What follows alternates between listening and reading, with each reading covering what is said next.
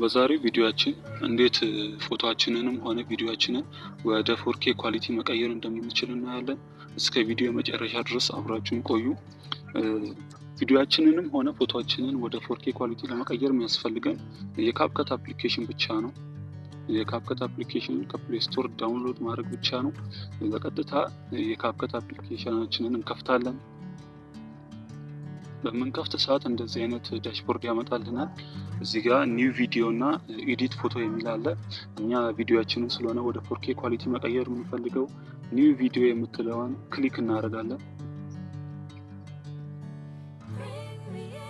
ክሊክ ካደረግን በኋላ እንደዚህ አይነት አማራጭ ያመጣልናል። የትኛው ቪዲዮ ኤዲት ማድረግ እንዳለብን ያስመርጠናል። እኛ ኤዲት ማድረግ የምንፈልገውን ክሊክ እናደርግና እዚህ ጋር ኤችዲ የምትለዋን ተጭነን አድ እናደርጋለን። ቪዲዮን አድ ካደረግን በኋላ እንደዚህ ኤዲት የምናደርግበትን ዳሽቦርድ ያመጣልናል። እንደምታዩት የቪዲዮአችን ኳሊቲ በጣም የወረደ ነው፣ ብለር ነው። በ540 ኳሊቲ ነው ቪዲዮ የተቀረጸው እና አሁን ይህ ቪዲዮ እንዴት ወደ 4K መቀየር እንዳለብን አሳያችኋለሁ። ከታች አማራጮች አሉ። ወደ ጎን እያደረግን አድጀስት የምትለዋን እንፈልጋለን። አድጀስት የምትለው ውስጥ ከገባን በኋላ ብዙ አማራጮች አሉ። ብራይትነስ፣ ኮንትራስት የሚላሉ። እኛ ግን በመጀመሪያ ሻርፕነስ የምትለዋን ክሊክ እናደርጋለን። የትሪያንግል ምልክት ያለችባትን የሶስት ማዕዘን ምልክት ያለበትን ክሊክ እናደርገዋለን። ክሊክ ካደረግን በኋላ እዚህ ጋር የሆነች ክብ ነጭ ምልክት አለች። ይህም የቪዲዮአችንን ኳሊቲ የምንጨምርበትና የምንቀንስበት ነው። ይህን ሻርፕነሱን 83% ላይ እናደርገዋለን። ከሻርፕነስ ጎን ደግሞ ክላሪቲ የሚላለን።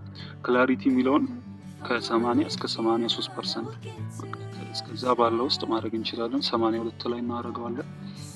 እነዚህን ከጨረስን በኋላ እንደምታዩት ቪዲዮአችን በተወሰነ መልኩ ጥራቱ ጨምሯል። በመቀጠል ብሪሊየንስ የሚል አጀስትመንት አለ። ብሪሊየንስ የሚለውን 15% ላይ እናደርገዋለን። ከብሪሊየንስ ጎን ደግሞ ሳቹሬሽን የሚል አለ። ሳቹሬሽኑን ከ15 እስከ 20% እናደርገዋለን። እንደ ቪዲዮአችን የላይት መጠን ነው። ከ15 እስከ 20% እናደርገዋለን።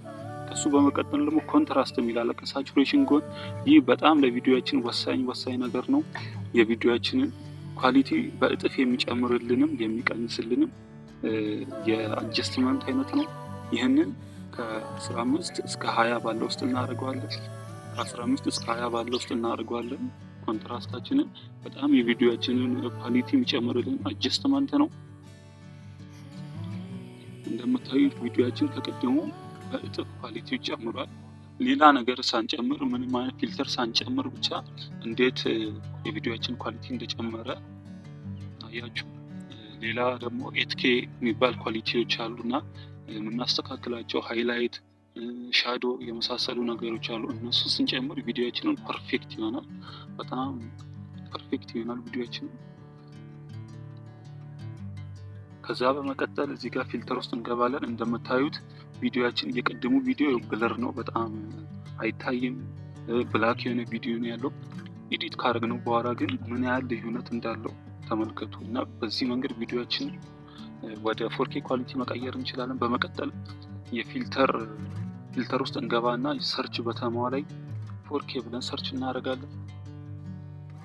4K ብለን ሰርች ስናደርግ እንደዚህ ብዙ አማራጮች ያመጡልናል። እኛ ወደ ላይ ስክሮል እያደረግን እዚህ ጋር 8K የምትላለች የቤት ምልክት ያለባት 8K የምትለዋን ክሊክ እናደርጋለን።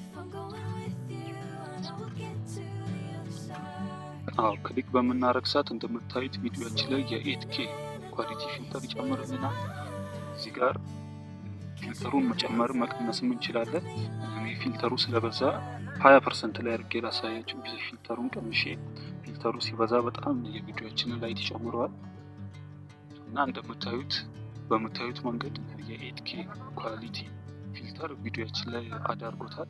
ከዚህ በመቀጠል ደግሞ ብራይትነስ ውስጥ እንገባለን። እንደምታዩት የቪዲዮአችንን ኳሊቲ በምን ያህል መንገድ እንደቀየረው ማየት ትችላላችሁ። ቪዲዮን የሰራችሁትን ቪዲዮ ክሊክ እያደረጋችሁ የመጀመሪያውንና ከመጀመሪያው በኋላ የሰራችሁትን ያለውን ያሳያችኋል። ከዚህ በመቀጠል አጀስትመንት ውስጥ እንገባና ብራይትነስ ሚል ውስጥ እንገባለን። እዚህ ጋር የቪዲዮአችንን ብራይትነስ መጨመርም መቀነስም እንችላለን። እንደምታዩት ቪዲዮን ክሊክ እያደረጋችሁ ማየት ትችላላችሁ። ስለዚህ የቪዲዮአችን ላይ ትንሽ ስላነሰ እኛ 6% ላይ አድርገዋለሁ። ከዚህ በመቀጠል ደግሞ ሃይላይት የሚል አለ።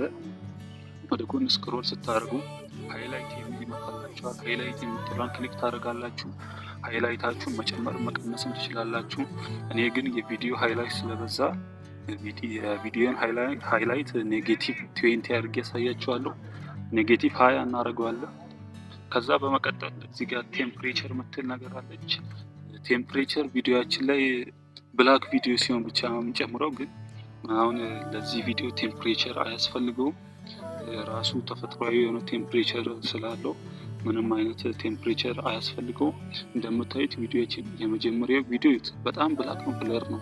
ኤዲት ካደረግን በኋላ ግን ምን ያህል ወደ 4K HD ኳሊቲ እንደተቀየረ ማየት ትችላላችሁ። እንደምታዩት ይኸው እንደዚህ ቪዲዮ ስሙዝ እየሆነ ያለው ገና ኤክስፖርት አድርገን ስላልጨረስን ነው።